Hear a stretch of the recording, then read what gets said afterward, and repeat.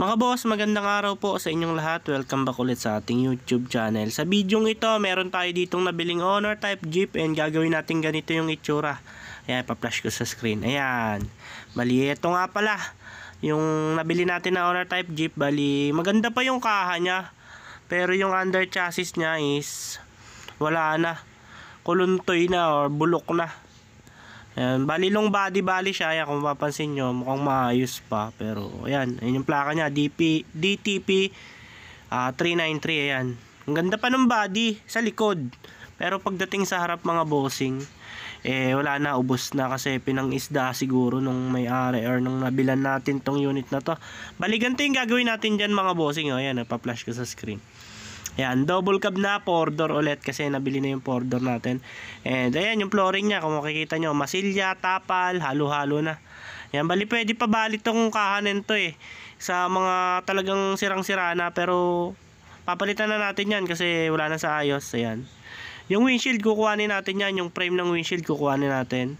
And yung makina pala nito is RF Turbo. Japan po yan mga bossing . Ang nagustuhan lang namin dito, kaya namin binili yung makina. Pero yung under chassis, nilabanan namin gawa ng, ayun nga, puro stainless. Tapos, maganda yung differential niya sa likod. Talagang match siya. Tapos, ayan, yung flooring niya. Mahaba tong unit na to. Ayan, may top load na rin po yung nabili namin.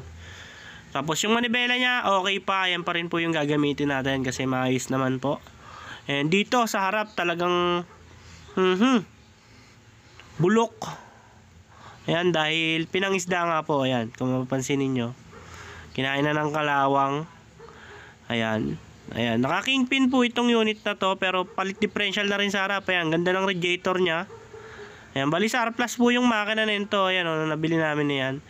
Bali, bagong palit daw, bagong change motor na rin. Ayan, bali dati itong gasolina, pero okay na sa papel, na indicate na. Ayan yung kabilang side niya mga bossing . Ayan, bulok na bulok po. Pakikita ko rin sa inyo kapag na tanggal na. Bali yung bumper niya, ito po pala, papakita ko sa inyo. Simpleng simple lang din yung bumper. Ayan yung bumper niya . Ayan, lamog na rin. And eto nga mga boss, sa puntong ito na bakaklas na yung muka. Ayan, papakita ko sa inyo kung bakit natin papalitan to ng chassis. Ayan bulok na. Hindi pwede yan kasi gawa ng double cab po yung assembly natin. At kailangan doon is sariwa yung chassis para talagang pangmatagalan. Itong makina nito, hindi porket okay, ito na rin po yung ganyan na rin po. Double check pa rin po natin yan para po hindi po abutin. Kagaya ng mga pangloob, halimbawa yung mga mismong timing belt, kasi yun yung pinakabuhay niya yung timing belt mga bossing. Ayan, nabaklas na rin yung dito yung likod, yung mga roll bar. Ayan, tapos yung likod, yung lagayan ng reserva, nabaklas na rin. Ayan, and hahanguin din po itong kaha na to. Bali, papalitan nga po to ng 4-door, hahabaan natin. Papalitan natin siya ng chassis. Ayan, sa mga gusto mag-avail nitong unit na to, maganda to mga boss, ako na nagsasabi sa inyo.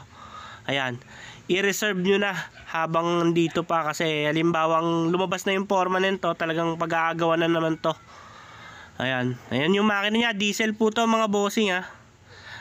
Paalala, manual po pala to yung gearbox nito. Ayan bulok na bulok. Bali, yun lang mga bossing. See you sa next video.